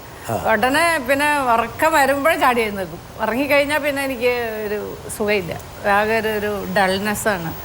അപ്പോൾ അത് ഉറക്കം വരുന്നു എന്ന് കണ്ടപ്പോൾ ചാടി എഴുന്നേറ്റ് കുറച്ച് വെള്ളമൊക്കെ കുടിച്ച് മുഖം കഴുകിയിട്ട് ബ്രഷ് എടുത്തിട്ട് പെയിൻറ് ചെയ്യാൻ പോകും. അത് കഴിഞ്ഞൊരു 4:30 വരെ ആ 2-2.5 മണിക്കൂർ. ഷീലാമ്മ ഈ JB ജംഗ്ഷനിലൂടെ 2 എപ്പിസോഡിലൂടെ കടന്നു പോയതാണ് ഒരുപാട്. അപ്പം ഒരുപക്ഷെ നമ്മുടെ പ്രേക്ഷകർക്കെല്ലാം ഷീലാമ്മയുടെ ജീവിതം എല്ലാം അറിയാം. അതല്ലെങ്കിലും ഷീലാമ്മയുടെ ജീവിതം അറിയാം. പക്ഷെ ഈ ജൂനിയർ ഷീലയുടെ പല കാര്യങ്ങളും പലർക്കും അറിയില്ല. വരട്ടെ. എനിക്ക് ഈ അവസരത്തിൽ മാഡത്തോട് ചോദിക്കാനുള്ള ഒരു കാര്യം, ശ്രീ കൊച്ചൗസേപ്പ് ചിറ്റിലപ്പള്ളി ഇതുപോലെയുള്ള പല ബുദ്ധിമുട്ടായിട്ടുള്ള കാര്യങ്ങൾ, മറ്റുള്ള മനുഷ്യർക്ക് അസാധ്യമായ കാര്യങ്ങൾ ചെയ്തിട്ടുണ്ട്. അതിൽ ഏറ്റവും പ്രധാനപ്പെട്ട ഒരു കാര്യം എനിക്ക് തോന്നുന്നത് അദ്ദേഹത്തിൻ്റെ തന്നെ കിഡ്നി തീരെ അറിയപ്പെടാത്ത, അദ്ദേഹം ഒരിക്കലും കണ്ടിട്ടില്ലാത്തൊരു വ്യക്തിക്ക് വേണ്ടി കൊടുത്തു എന്നുള്ളതാണ്. വളരെ എനിക്ക് തോന്നുന്ന ഒരു കുടുംബത്തെ സംബന്ധിച്ചിടത്തോളം ഏറ്റവും ബുദ്ധിമുട്ടേറിയ വേദനാജനകമായ ഒരു വസ്തുതയാണ് ഇങ്ങനെ അദ്ദേഹം ചെയ്യുക എന്ന് പറയുന്നത്. ആ സമയത്തും അദ്ദേഹത്തിന് താങ്ങും തണലുമായി ശ്രീ മാഡം ഉണ്ടായിരുന്നു. ഇപ്പോൾ വേറൊരു പ്രസ്ഥാനം, അത് ഒരു ലക്ഷ്യത്തിന് വേണ്ടി നിരാഹാരമിരിക്കുക, അതിലും അദ്ദേഹത്തെ സപ്പോർട്ട് ചെയ്യാനായിട്ട് ശ്രീമതി കൊച്ചൗസേപ്പ് ചിറ്റിലപ്പള്ളി ഉണ്ട്. അപ്പം മാഡത്തിന് ഇതിനുള്ള പ്രചോദനം എന്താണ്? മാഡം ഒരു വ്യവസായി ആയത് എനിക്ക് തോന്നുന്നു ശ്രീ കൊച്ചൗസേപ്പ് ചിറ്റിലപ്പള്ളി ഒരു വ്യവസായി ആയതുകൊണ്ടായിരിക്കാം. അദ്ദേഹത്തിൻ്റെ വ്യവസായം ത്തിലേക്കുള്ള താല്പര്യമായിരിക്കാം മാഡത്തിന് അതിനൊരു പ്രചോദനം കൊടുത്തത്. അദ്ദേഹത്തിൻ്റെ സാമൂഹ്യ പ്രവർത്തനങ്ങളാണോ, അല്ലെങ്കിൽ എന്താണ് മാഡത്തെ ഇതുപോലെ ഒരു പ്രവർത്തനത്തിലേക്ക്, അല്ലെങ്കിൽ ബുദ്ധിമുട്ട് വേണ്ട ഒരു പ്രവർത്തനത്തിലേക്ക് ഒന്നിച്ച് ഇരുന്ന്, അല്ലെങ്കിൽ ഇതിനെ എല്ലാം സപ്പോർട്ടും ചെയ്യാനായിട്ട് എന്താണ് ഒരു പ്രചോദനം? അത് എന്താണെന്ന് അറിഞ്ഞാൽ കൊള്ളാം. ശീലച്ചേച്ചിയെക്കുറിച്ച് ആര് എവിടെ എപ്പോൾ പറഞ്ഞാലും അതിൽ ബാലായി കൊച്ചൗസേപ്പ് എന്നുള്ള ഒരു സംജ ഉപയോഗിക്കും. ഇവിടെ സ്ലീബ ചോദിച്ചൊരു ചോദ്യം, ആ സ്വാധീനം എത്ര കണ്ടുണ്ട്? ഇനി ഈ JB ജംഗ്ഷൻ്റെ പ്രത്യേകത സത്യം പറയാനുള്ളൊരു വേദിയാണ്. സത്യം മാത്രമേ പറയാവുള്ളൂ. എന്താ നമ്മൾ പുറത്തൊരുപാട് നുണകൾ പറയുന്നുണ്ട്, അത് ഇവിടെ ഇനി അത് പറയേണ്ട കാര്യമില്ല അല്ലേ ഷീലാമ്മ? ശരിയല്ലേ? ഞാൻ എന്നോട് യോജിക്കുന്നു, എന്നെ സഹായിക്കുന്നത്.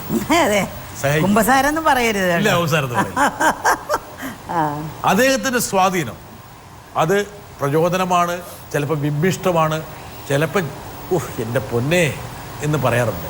ഒരുപാട് കാര്യങ്ങളിൽ എനിക്ക് സ്വാധീനം, കൊച്ചൗസേപ്പിൻ്റെ സ്വാധീനം ഉണ്ടായിട്ടുണ്ട്, ഉണ്ടായിക്കൊണ്ടിരിക്കുന്നുണ്ട്. ഉദാഹരണത്തിന് ഭയങ്കര സമയനിഷ്ഠയുള്ള ഒരു ജീവിത രീതിയാണ്. ഭയങ്കര കർക്കശക്കാരനാണ്. 9:30 എന്ന് പറഞ്ഞാൽ 9:30 പോവും, 2 മണി എന്ന് പറഞ്ഞാൽ 2 മണിക്ക് വരും. ഇങ്ങനെ ആ ഒരു മിനിറ്റ് പോലും വ്യത്യാസമില്ലാത്തൊരു സമയനിഷ്ഠയാണ്. ഞാൻ നേരെ ഓപ്പോസിറ്റായിരുന്നു. എൻ്റെ വീട്ടിൽ ഞങ്ങളങ്ങനെയാണ് വളർന്നത്. ചിലപ്പോൾ 2 മണിക്ക് ഊണ് കഴിക്കും, ചിലപ്പോൾ 3 മണിക്ക് ഊണ് കഴിക്കും, ചിലപ്പോൾ 4 മണിക്കായിരിക്കും, ചിലപ്പോൾ ഊണ് കഴിക്കില്ല. അങ്ങനെയുള്ളൊരു ജീവിതമായിരുന്നു. എൻ്റെ അപ്പൻ്റെ ബിസിനസ്സായിരുന്നു. അപ്പോൾ അപ്പൻ ചിലപ്പോൾ രാത്രി 9:30 10 മണിക്കൊക്കെ കട പൂട്ടി വരിക. പിന്നെ 12 മണി 1 മണി വരെയൊക്കെ ഞങ്ങൾ വർത്തമാനം പറഞ്ഞിരിക്കും. അങ്ങനെയുള്ളൊരു ഇതായിരുന്നു. ഇവരുടെ വീട്ടിൽ വന്നപ്പോഴെന്ന് പറഞ്ഞാൽ എല്ലാം ഭയങ്കര സമയമാണ്. രാവിലെ 7 മണിക്ക് ക്ലോക്ക് നോക്കിയിട്ടുള്ള ജീവിതം. ശ്രദ്ധിച്ച് കേൾക്കണം കേട്ടോ, 2 ജീവിതം തമ്മിലുള്ള ക്ലോക്ക് നോക്കിയിട്ടുള്ള ജീവിതമാണ്. 7 മണിക്ക് കാപ്പി, 8 മണിക്ക് ബ്രേക്ക്ഫാസ്റ്റ്, 12:30 ലഞ്ച്, രാത്രി 7:30 ഡിന്നർ, അത് കഴിഞ്ഞ് 9:30 ആകുമ്പോഴേക്കും ലൈറ്റൊക്കെ ഓഫ് ചെയ്ത് ഇവർ ഉറക്കാവും. അപ്പം എനിക്ക് 9:30 എന്നൊക്കെ പറഞ്ഞാൽ ഞങ്ങളുടെ വീട്ടിൽ ഉണരുന്ന സമയമാണ് രാത്രി.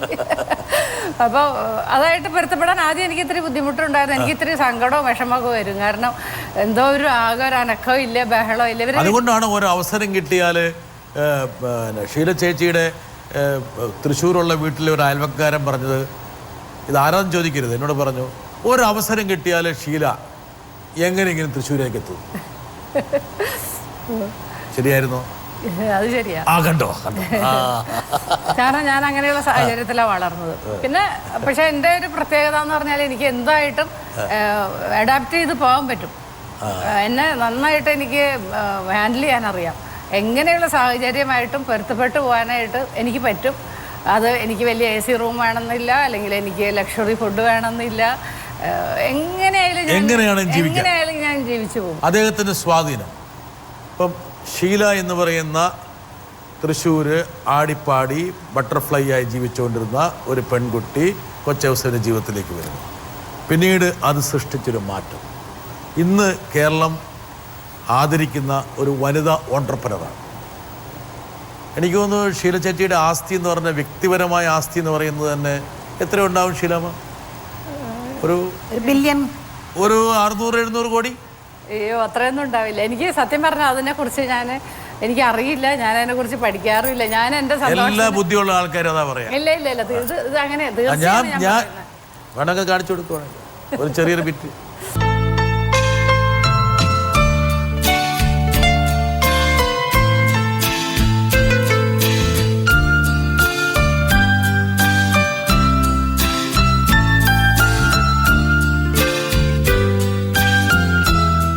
ഞാൻ ഈ പറഞ്ഞ ഈ രംഗത്തുള്ള സാമ്പത്തിക വിദഗ്ധന്മാരുമായിട്ടൊക്കെ ചർച്ച ചെയ്തപ്പോൾ ഞാൻ ചോദിച്ചു, എത്രയാണ്, what is a personal worth Sheela Kochouseph? ഇത് അറിയില്ലെങ്കിൽ ഞാൻ പറഞ്ഞുതരാം.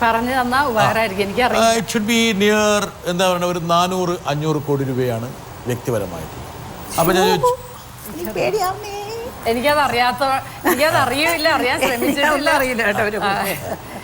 പക്ഷെ അതിന്റെ ഒരു ഭാവമൊന്നുമില്ലാത്ത വളരെ സിമ്പിൾ ലേഡി. പാവാണല്ലേ? വളരെ നല്ല. ഞാൻ ചോദിച്ചൊരു കാര്യം ചെയ്യേ, കൊച്ചൗസേൻ്റെ ഫാമിലി വർത്ത് എത്രയാണ് എന്ന് ചോദിച്ചു. അപ്പം പറ്റി സംതിങ് ലൈക്ക് 3800, ഒരു 4000 കോടി രൂപ കുടുംബത്തിന്. ഞാൻ ആദ്യം പറഞ്ഞത് പുള്ളിക്കാരത്തിയുടെ മാത്രം വ്യക്തിപതയാണ്. ഞെട്ടിയ നല്ല ഇൻകം ടാക്സിന്റെ പ്രശ്നങ്ങൾ ഉണ്ടാക്കാനാണ് ഇതൊക്കെ ചോദിക്കുന്നത്. അതന്നെ, എന്തിനാ? അന്ന് ജോൺ ബ്രിട്ടാസ് പറഞ്ഞല്ലോ ഇത്രയെന്ന്. എവിടെ കണക്കെടുക്ക്? അത് ഇപ്പൊ ഷീല ചേച്ചിയുടെ മനസ്സിൽ വന്നെന്താ അറിയോ?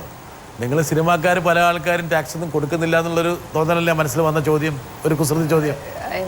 എനിക്കറിയാത്ത കാര്യങ്ങൾ എനിക്കറിയില്ല. ഏത് ഹീറോയിനും ഇഷ്ടം? എനിക്ക് എല്ലാ ഹീറോയിനും ഇഷ്ടം എന്ന് പറയുന്നത്